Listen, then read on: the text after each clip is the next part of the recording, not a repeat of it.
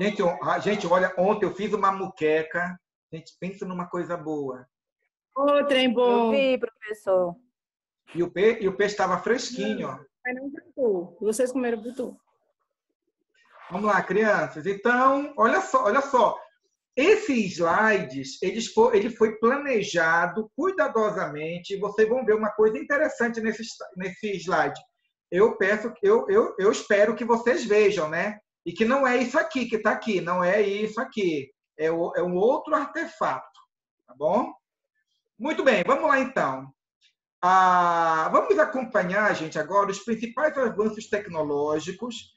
E nós vamos perceber que os avanços tecnológicos hoje, eles têm uma relação direta com os processos educativos e que existe um instrumento tecnológico, gente, que faz parte do nosso dia a dia e que pode ser uma ferramenta poderosa para nós desenvolvermos o processo ensino-aprendizagem.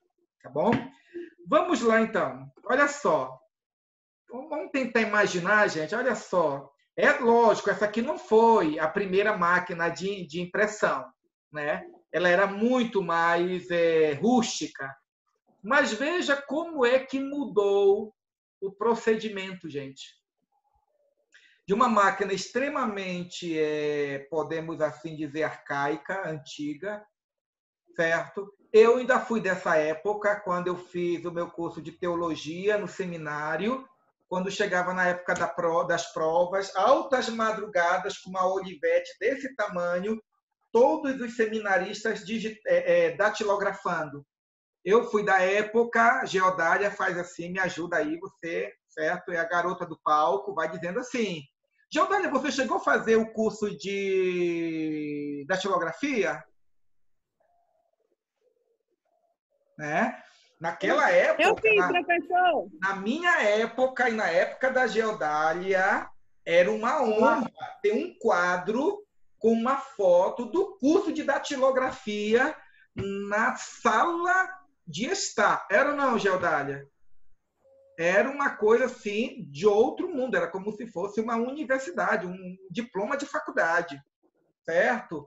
E eu me lembro Professor, eu fiz o curso de datilografia. Fizeste também? Certo? Fiz. Aí você tinha que digitar e puxar a maquininha, voltar ela para o lugar. Lembra? Exatamente. E não podia errar. Não certo? podia errar. Porque se errasse, tinha que fazer tudo de novo. Voltava do começo. Tudo erro. Que não tinha errorex, enfim. Não. Certo? Era horrível. O primeiro computador que eu vi na minha vida, gente, eu estava no meu terceiro ano, não, no quarto ano do seminário. Um 486. Era, né? E o cara que tinha, o aluno, o colega que tinha o computador, era uma pessoa que tinha dinheiro, tinha recursos, né? E agora vejam, gente, hoje o celular é exatamente o artefato tecnológico no qual nós não datilografamos, já a palavra nós digitamos, né? Então, há uma diferença radical, olha o tamanho dessa máquina. E hoje o celular está aqui, ó. Claro que você pode escolher um celular maior, certo? Mais tecnológico e tudo mais. Mas nós sabemos que tem celulares muito pequenos e que também são celulares de ponta em termo tecnológico. E aí, o que nós temos novamente, observe aí, olha a sutilidade da organização do celular, eu digo, dos slides. Aqui, ó, o físico italiano Alessandro Volta cria a bateria elétrica. Olha só, olha. Um dos primeiros artefatos de uma bateria, certo? Aí veio a pilha, veio a bateria de carro enorme, e hoje nós temos uma bateria também dentro do nosso celular, né? E uma bateria que às vezes custa, de acordo com as especificidades do celular, pode durar 8 horas, 12 horas, né? Sem nenhuma dificuldade, né? E aí nós temos, olha só, gente, isso algum dia já foi um artefato. Oh, a pessoa? Isso aqui, gente, é uma máquina de tirar foto, né? Esta aqui, em relação a essa aqui foi a máquina de tirar foto a mais moderna, né, que apareceu. Depois nós temos esta aqui, aparentemente, né, com zoom 12 vezes maior. E hoje nós temos, observem, o nosso celular é também um artefato tecnológico no qual nós tiramos fotos as mais diversas, tem filtros, e enfim, né? Nós sabemos que tem celulares que tiram foto como se fossem fotos profissionais, né? O Senac, por exemplo, ele oferece de graça cursos de fotografia em celulares. Olha um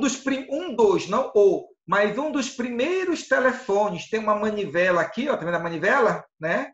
Tinha uma manivela, e esse aqui é o mais comum, nós ainda temos. Mas esse telefone foi substituído hoje pelo celular, né? Na minha época, uma pessoa, quando comprava uma linha telefônica, gente, uma linha telefônica era quase que um preço de um carro. Sabia disso? Algum tempo atrás valia a pena comprar linha telefônica porque depois vendia, né? Hoje qualquer pessoa tem celular, 1, 2, 3. Tem casos que tem 5 celulares. Tem pessoas que pelo trabalho têm, né, 3 celulares, 4 celulares. Tente imaginar o que era na década de 80 o fluxo de informações que chegavam na sociedade. Tudo era mais lento, as informações eram mais lentas. A ciência, podemos assim dizer também, as informações científicas também eram mais lentas. Por quê? Porque aquilo que se estudava, aquilo que se pesquisava em um país, até chegar em outro país, era mais de ano. Hoje não. Hoje nós temos o computador, nós temos hoje o celular, e hoje nós estamos aqui.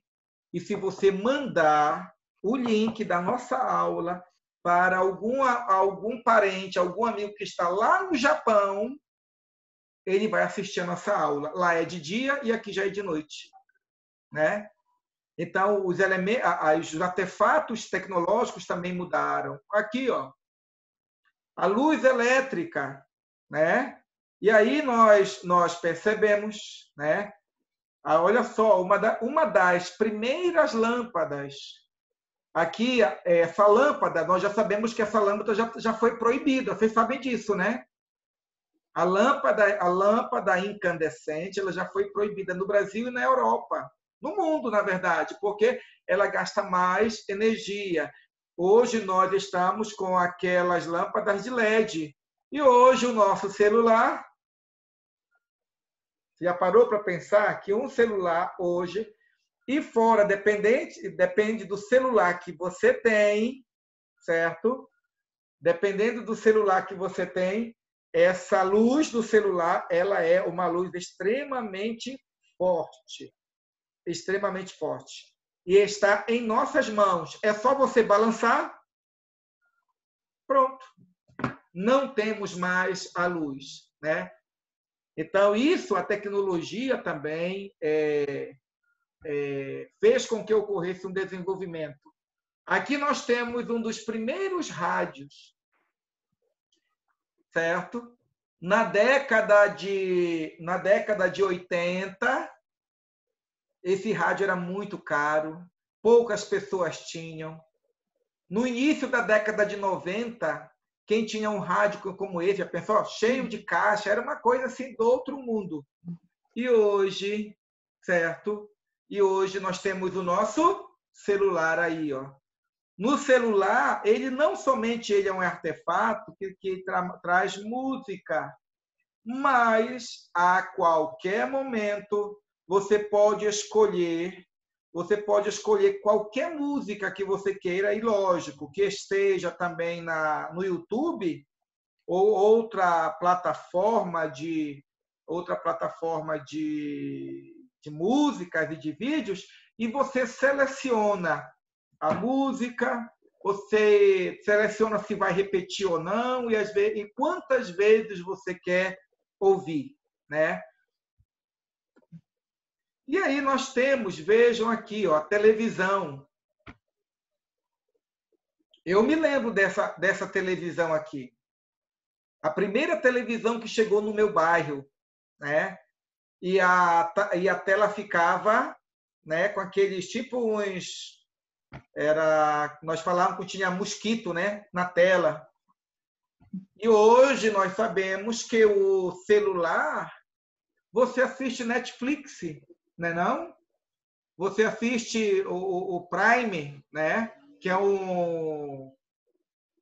o canal da Amazon, e você tem lá uma lista enorme de centenas e centenas de filmes que você pode assistir a qualquer momento, em qualquer lugar do mundo, basta que tenha um contato com a internet, né? E isso mostra, observem, tudo isso que eu estou falando são artefatos tecnológicos que são utilizados no dia a dia. E a pergunta que vocês têm que fazer, e eu também, é as implicações de cada um desses elementos tecnológicos, as implicações dele nos processos e nos espaços educativos. E aí eu coloco isso aqui no meio dos slides só para uma reflexão, no meio dos slides. Alguém saberia me informar? Alguém sabe dizer ao que se refere essa imagem aí? Bomba atômica. Exatamente. Obrigado, Rebeca. Exatamente a bomba atômica. A bomba atômica ela foi lançada na Segunda Guerra Mundial, né? Em Nagasaki e em Hiroshima, certo?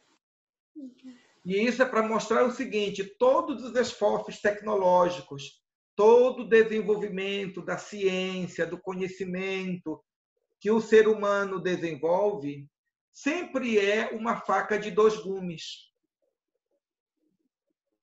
Porque pode servir tanto para educar, tanto para construir, tanto para desenvolver, tanto para aprimorar o ser humano, como também para matar, para destruir, para devastar, para aniquilar também aqueles que são a nossa semelhança dignos, né? E aí nós temos também, veja aqui, olha, o primeiro computador e como ele foi se desenvolvendo, gente. Olha só, eu ainda estudei em um computador semelhante a esse aqui, né? E hoje nós sabemos que o nosso celular, ele é um computador, né? Você pode trabalhar o Word, você pode trabalhar o Excel, você pode trabalhar o PowerPoint, você acessa a internet, certo? Então, esse nosso celular, mais uma vez, ele é um artefato tecnológico que está à nossa disposição e ele é a síntese de todo um processo tecnológico que foi desenvolvido durante esses anos. E aí nós temos o Atari. Alguém chegou, além de mim, a jogar no Atari? Tem alguém que jogou no Atari, além de eu ter jogado? Emanuela, você jogou no Atari, Emanuela?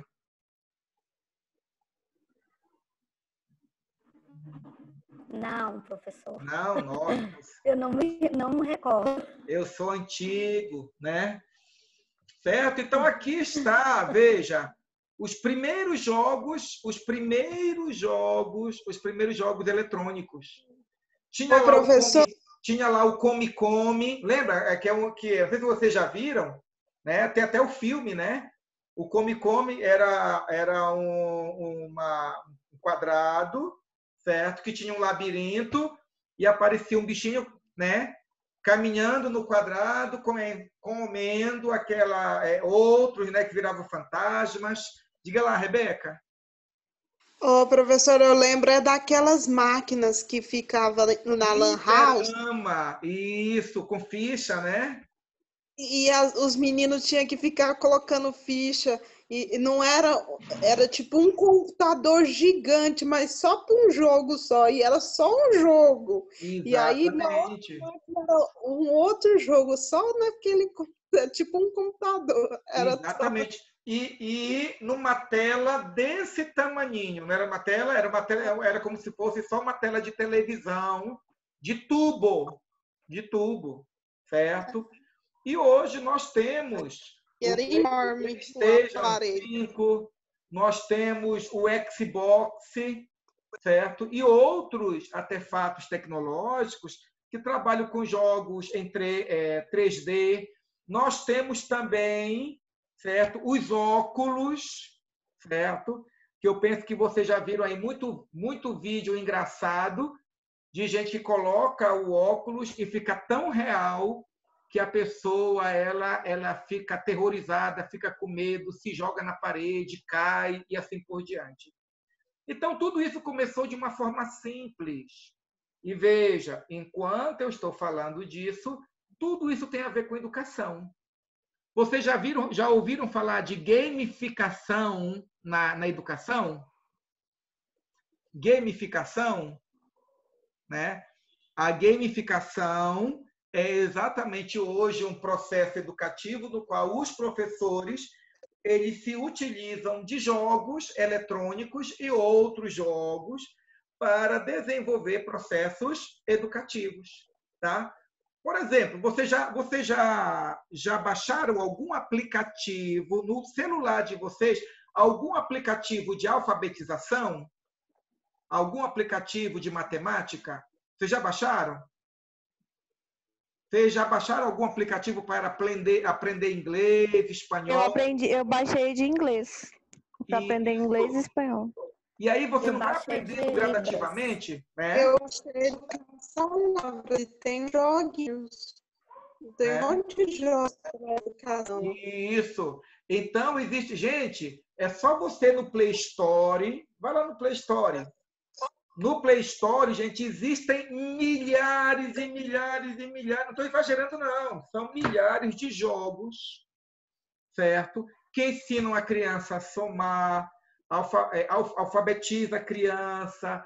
Existem aplicativos que são colocados especialmente para cegos, para surdos. Existem aplicativos que são utilizados para pessoas surdas também, que aparece um avatar, na medida em que a voz sai, aquele avatar ele apresenta os jogos de sinais, aliás, a linguagem de sinais. Então, tudo isso nada mais é do que o desenvolvimento da tecnologia. E que está, como se diz, como? Na palma de nossas mãos. Então, o Atari na década de 80, gente. Na década de 80, o Atari estava lá. Do Atari para cá, houve uma revolução. E essa revolução, ela tem sido utilizada positivamente também nos espaços educativos. Tá bom? Em 1965, foram lançados os primeiros satélites de comunicação. 65, certo? E na década de 70, desenvolveu-se o GPS. Né? O GPS tem a ver com o nosso dia a dia, gente? Sim ou não? Em que sentido? Vai lá, Geodália. Me ajuda lá, minha filha. Como o GPS tem a ver com o dia a dia, com o nosso dia a dia? O meu esposo usa todo dia, que ele trabalha pelo aplicativo, aí ele tem o GPS. E qual é a função, qual é a utilidade dele no trabalho do seu esposo, minha querida? Qual é a profissão do seu esposo? Ele trabalha com aplicativo também. Sim, mas qual é o trabalho dele? É possível dizer? Uber. Ah, ele trabalha com Uber, né? Então, ele é Uber. Então, é o GPS que determina para onde nós vamos, certo?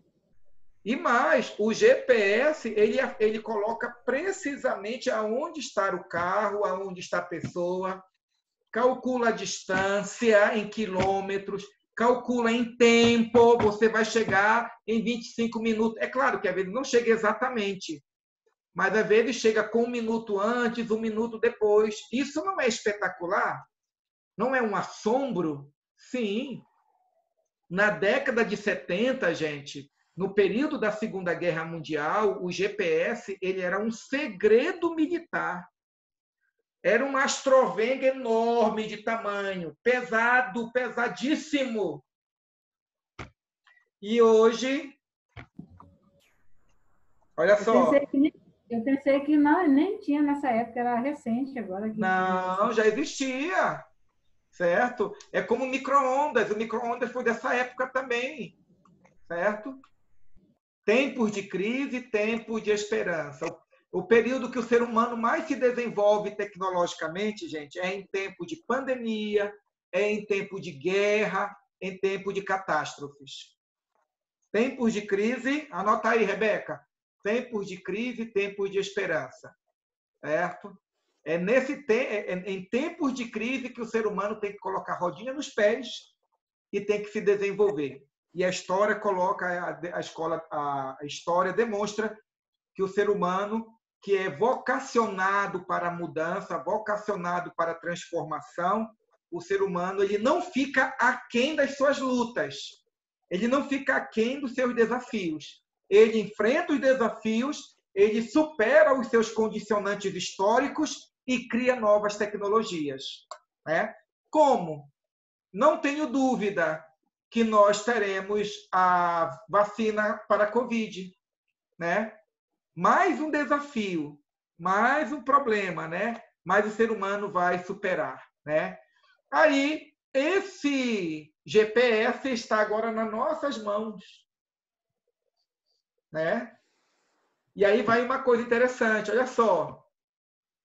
Ano passado, a professora do meu filho, não foi no passado não, foi no retrasado, na verdade, perdoe-me.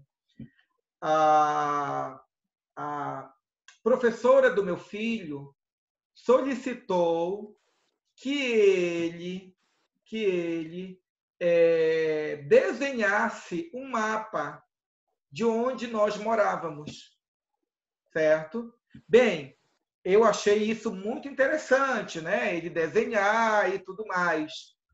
Mas eu fiquei perguntando para mim mesmo, eu como professor, né? Fiquei me perguntando, por que essa professora, após pedir ao meu filho para desenhar um mapa de onde ele morava, por que essa professora não desafiou ele a fazer uma leitura do GPS no celular? Por que eu fiz essa pergunta para mim? Né?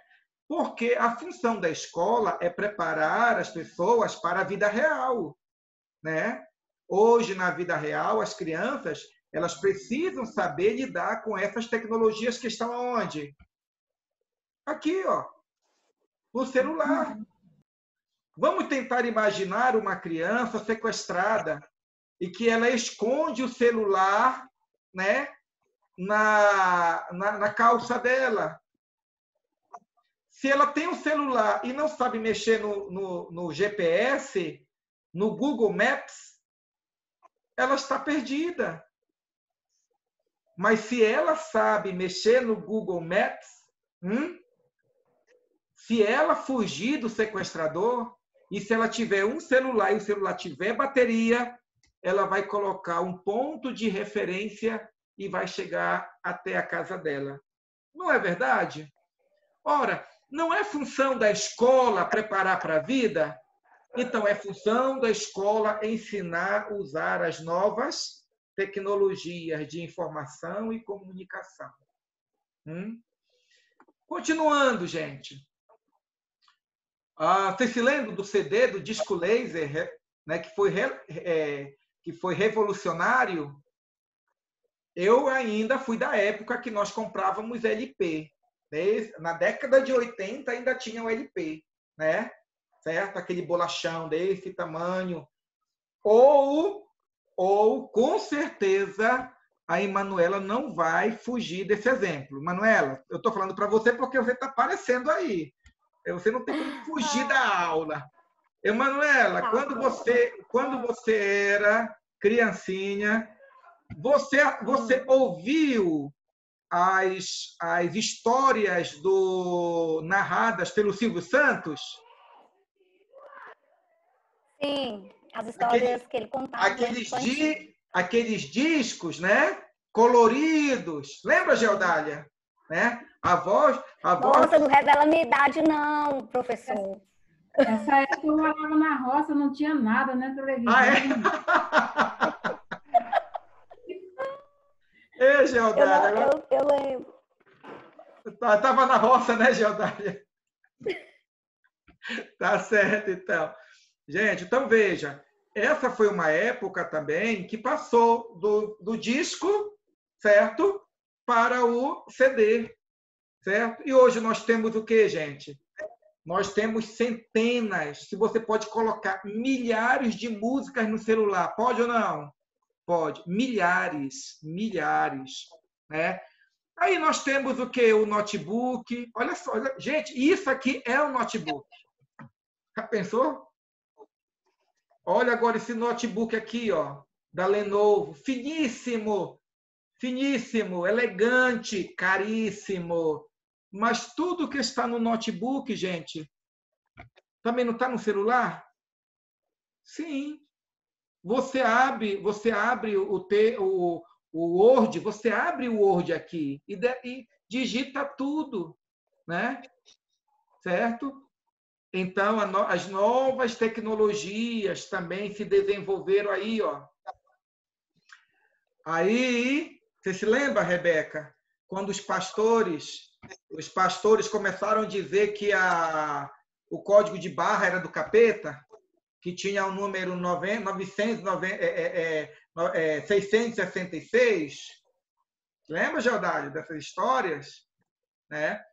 Quando apareceu o código de barra, o tanto de gente que ficou com medo que fosse a marca da besta fera. Vamos dominar o mundo. E não era, gente. Não era e não é. Né? Era um código. Hoje, o código de barras também já foi trocado por código QR. Já viram esse código aqui? Hoje é muito comum. Você pega o seu celular, coloca no código QR, certo? E pronto. Aliás, nós fomos bigode ou pessoa, nós fomos transformados em retrato ou foto, depois transformaram a gente em números, certo? Transformaram a gente em números, depois transformaram a gente em linhas e agora transformaram a gente em quê? Em pequenos quadradozinhos. Vocês já viram... Ô, Salatinho, eu pensei que já era a Jaqueline. Mas a Jaqueline entrou. Olha só, vocês já viram, gente, a carteira de motorista de vocês? Olha só. Eu já fui uma foto, eu já fui um número, hoje eu sou isso. Olha, sou bonito, né? Olha o que eu sou. Isto aqui, não existe outro código no mundo igual a esse aqui. Sabiam disso? Este aqui é este documento aqui, ó. Certo? E não é a besta fera, não, gente. É apenas a tecnologia. E quem é que lê esse código, gente? O celular. O celular lê. Existem salas de aula que o professor diz assim, gente, acessa o site e veja o código QR que vai aparecer a aula de hoje. Sabiam disso? Já tem isso. Professor Israel, Diga, minha querida. eu e a Rebeca, eu acho que ela lembra. Eu, a Rebeca, a Vanessa, uma equipe aí da FANAP, nós fizemos um curso. Um curso não, participamos de um evento. Não, eu fui ser coleguinha. Eu fui ser coleguinha de aula, lembra não? Você foi também? Não, mas foi... Você colou de mim na prova lá. É? Pois é, antes de ter na FANAP, nós participamos do evento, lembra? E lá eles ensinavam, o professor, o Clécio, ele dá aula, né, usando esse... Sim, esse exatamente. Veja, gente, é um código, é um artefato tecnológico, é um conhecimento, é uma nova linguagem.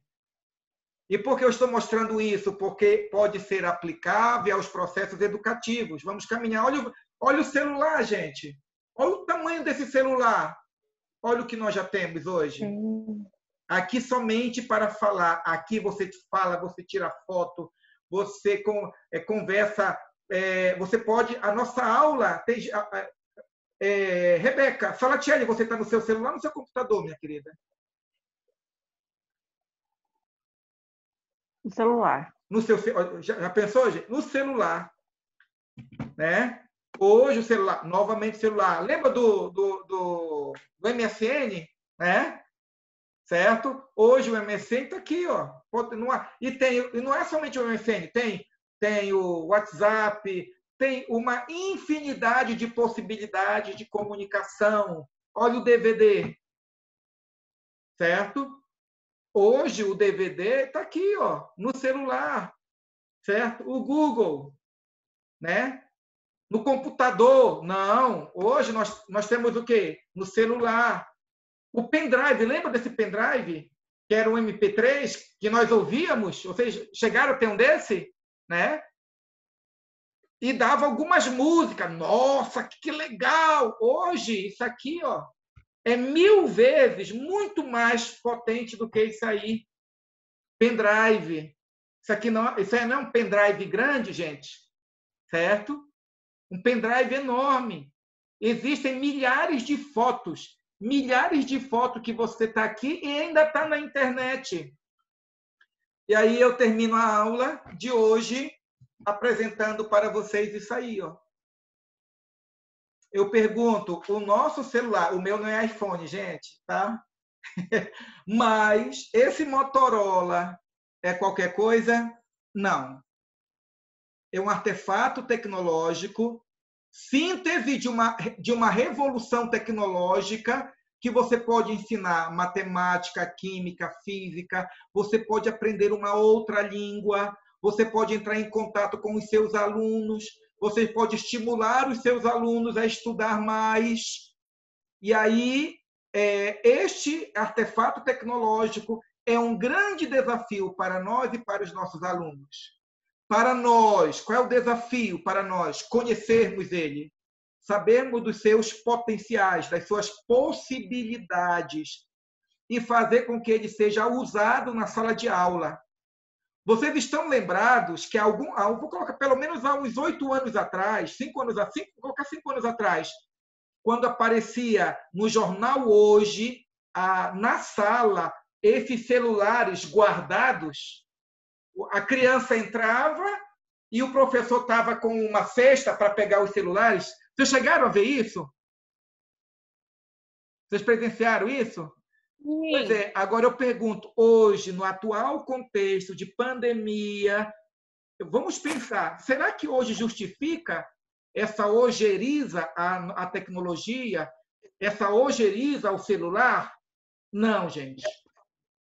Não justifica. Pelo contrário, o grande desafio dos pedagogos, o grande desafio do professor Israel, O grande desafio da Salatiele, da Emanuele, da Rebeca, o grande desafio da Carla, Juliane, da Cineide, da Thaís, o grande desafio de todos vocês é entender o funcionamento desse artefato tecnológico e de outros artefatos tecnológicos, ver a aplicabilidade dos processos educativos e levar os alunos que estão acostumados a jogar Free Fire, jogar, a usar este artefato tecnológico para melhor desenvolver o processo ensino-aprendizagem. Então, eu gostaria, para poder o nosso vídeo ficar redondo, eu gostaria de fechar, então, a nossa aula dizendo exatamente isso. O ser humano, ele desenvolveu a tecnologia, e o que nós temos hoje é fruto de toda uma caminhada tecnológica e científica, e o grande desafio do pedagogo é melhor desenvolver o processo ensino-aprendizagem a partir desses novos processos tecnológicos. Tá bom?